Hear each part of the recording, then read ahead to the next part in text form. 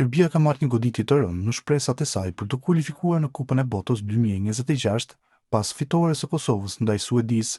Sipas analizës së më të fundit të platformës Football Meets Data, ky rezultat ka bërë gjasat e Serbisë për të përdorur biletën e Ligës së Kombëve për play-offet e botrorit të bie në vetëm 0.2%, praktikisht duke i shuar shpresat për një rrugë alternative drejt fazës finale të turneut.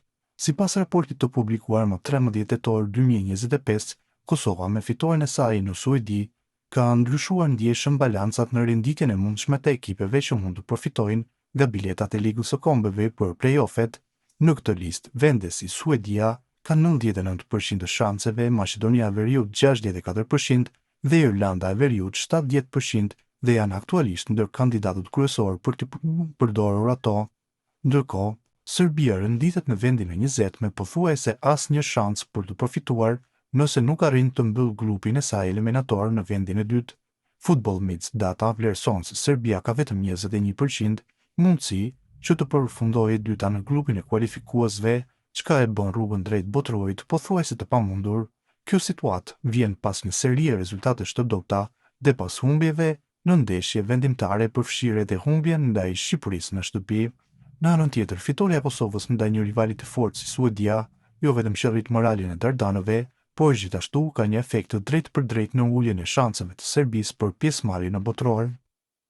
Kapiteni i Serbisë, Aleksandar Mitrović, shpreson ende tek një vend në botrorin e vitit 2026, edhe pas humbjes me rezultatin 0-1 në Leskovac nga Shqipëria. Në konferencën para ndeshjes kundër Andorrës, që do të luhet nesër në orën 20:45, Mitrović tha se shokët e tij tek kontarja duhet të marrin mësim nga humbja kundër kuqezinjve.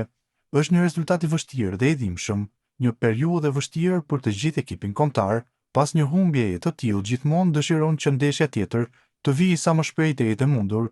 Kjo është një ndeshje e rëndësishme për ne. Duhet të marrim 3 fitore për të ruajtur shanset tona teorike dhe presim rezultate të tjera që të na përshtaten, tha kapiteni i Serbisë. Motej Mitrović u shpreh optimist se Shqipëria do ta regjistrojë një humbje në 2 ndeshjet e mbetura përballë Andorrës në transfer të Anglisë më 16 nëntor në Air Albania.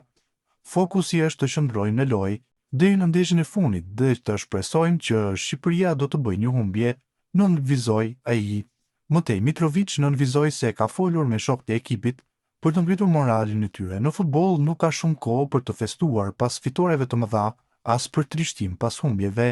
Kjo do të na dhëmbë për një kohë të gjatë, por nuk kemi zgjidhje tjetër. Ka shumë lojtarë të rinj në ekip dhe ky është një test i madh për të gjithë ata djem.